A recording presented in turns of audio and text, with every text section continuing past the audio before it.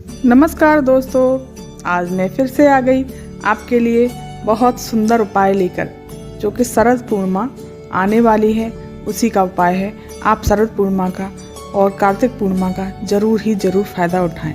शरद पूर्णिमा दोस्तों साल में एक बार आती है, तो शरद पूर्णिमा को माँ लक्ष्मी का जन्मदिन माना गया है। ऐसा कहते हैं कि इस दिन माँ लक्ष्मी जी जन्म हुआ था, तो इसलिए माँ लक्ष्मी को इस दिन पूजा जाता है। शरद पूर्णिमा की रात को कोई मामूली चांदनी रात नहीं होती, बल्कि इस रात को बरसात के बाद धुले आसमान में चंदा की चांदनी देखते ही बनती है कि माँ लक्ष्मी भी इस रात को धन वर्षा करने में रोक नहीं पाती। लक्ष्मी के जन्मदिन के रूप में मनाया जाता है शरद पूर्णिमा। चारों ओर बिखरी चांदनी और अमृत वर्षा होती है। मान्यता है कि दिवाली से पहले माँ लक्ष्मी का स्वागत करने का यह विशेष अवसर होता है।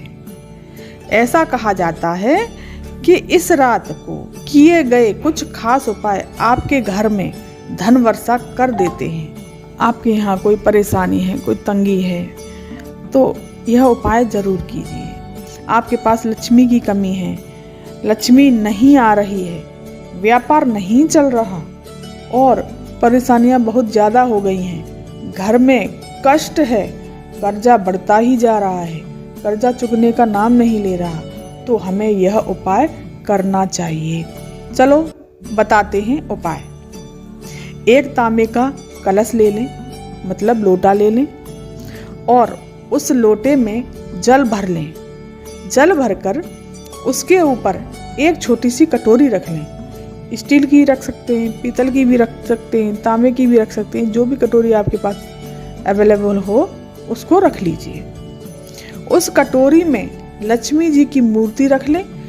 अगर लक्ष्मी जी की मूर्ति नहीं है तो चांदी का सिक्का भी रख लेना। उसके सामने आपको 31 दीपक लगाने हैं। मिट्टी के दीपक होने चाहिए दोस्तों, आटे के दीपक मत लेना, मिट्टी के ही दीपक होने चाहिए। 31 दीपक होने चाहिए।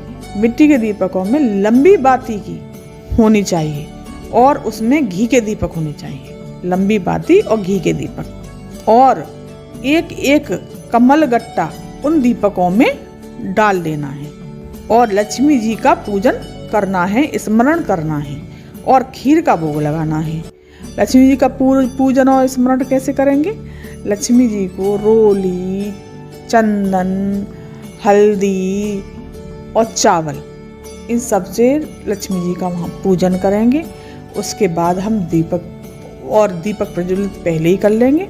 लक्ष्मी जी का पूजन करने के बाद में 5 पान के पत्ते लेंगे और पत्ते लेकर के उन पर थोड़ी थोड़ी खीर रखेंगे। उस 5 पत्तों पर खीर रखी हुई, उससे हम लक्ष्मी जी को भोग लगाएंगे। भोग लगा के फिर हम लक्ष्मी जी का मंत्रों का जाप करेंगे, जैसे कि ओम महालक्ष्माय नमः, ओम महालक्ष्माय नमः।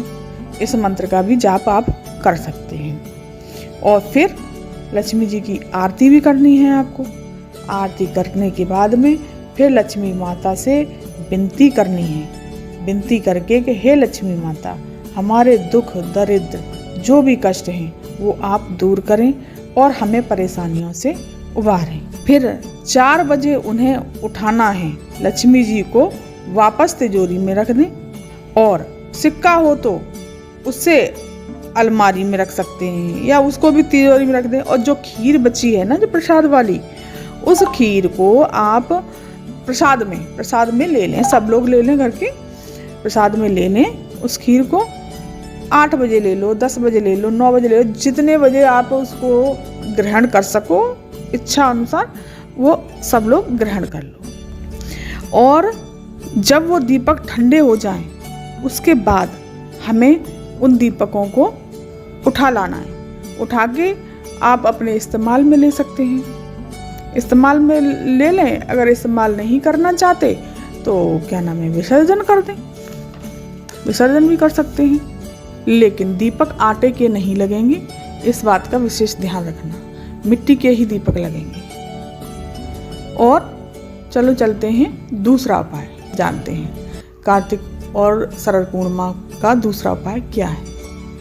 शरद पूर्णिमा और कार्तिक ये दोनों पूर्णिमा पर आप शाम को प्रदोष काल के समय 1 लोटा पानी, 1 लोटा जल, उसमें 5 बेलपत्र डालने, 5 बेलपत्र डालकर 1 कमलगट्टा डालने। कमलगट्टा डालकर भगवान शिव के मंदिर जाएं। भगवान शिव के मंदिर जाके वहां पर चंद्रेश्वर महादेव का नाम लेकर शिव जी को ये जल चढ़ा दीजिए। आपकी जो भी कामना है, जो भी मनोकामना है, उसे बोलकर और विनती करें और निवेदन करें कि हमारा कार्य सफल हो। आपका कार्य कार्तिक पूर्णिमा तक असर दिखाना शुरू कर देगा। ये इतना अच्छा और अचूक उपाय है, बहुत ही सरल और बहुत ही अच्छा उपाय है। इसे करने से आपके घर में दरिद्रता, दुख, परेशानी, कष्ट ये सब नहीं आएंगे। कहते हैं ना कि लक्ष्मी जी जब आती है ना तो ऐसे ही आती हैं। चलो एक उपाय और जानते हैं। जिसकी सांस उखड़ती हो वो पीपल के 5 पत्ते ले लें और उस पर थोड़ी थोड़ी खीर डाल लें, फिर उसको चांद के सामने रखें। 1 या 2 घंटे बाद उस खीर को खा लें। उससे दमे की बीमारी ठीक हो जाती है। जिन बच्चों की नज़र कमज़ोर हो, चश्मा लगा हो, तो पूर्णिमा की रात्रि को 12 बजे भगवान चंद्रदेव का दर्शन कराएं। उनको देखें 5 से 7 मिनट तक। चंद्रदेव को नैनों से नैन मिलाने हैं। चंद्रदेव के जिस बच्चे की भी नज़र कमज़ोर है तो 5 से 7 मिनट तक उनको नज़रों से नज़र मिलाकर देखें। और उसके बाद में जो खीर पीपल के पत्ते पर रखी हुई है उसे चटाना है, फिर चंद्रदेव के दर्शन कराने हैं, फिर चटाना है, फिर चंद्रदेव के दर्शन कराने हैं। 4-5 बार उस खीर को धीरे धीरे चटाते रहो और चंद्रदेव के दर्शन करवाते रहो। इससे नेत्रों की ज्योति बढ़ती है। और नींद नहीं आती हो जिन लोगों को, उनको निद्रा देवी प्रवेश करती है, नींद अच्छी आने लगती है और इससे मन को और दिमाग को, आँखों को बहुत ही शांति मिलती है। और हाँ, एक और विशेष बात है, शरद पूर्णिमा की रात्रि से लेकर कार्तिक पूर्णिमा की रात्रि के बीच जो दामोदर भगवान का, कृष्ण का, शिव का सुमिरन करेगा, अभिषेक करेगा, पूजन करेगा, स्मरण करेगा, उसके सारे दुख दरिद्र दूर हो जाएंगे। रात को आप बड़े प्रेम से खीर बनाकर चंद्रदेव के सामने रखो और भोग लगाओ श्री हरि को। और अगर आपके पास धन नहीं है, पैसा नहीं है, आर्थिक स्थिति खराब है, तो आप भगवान का पूजन स्मरण कर सकते हैं। अगर हमारा वीडियो पसंद आया हो तो लाइक, शेयर और सब्सक्राइब जरूर कीजिए। धन्यवाद।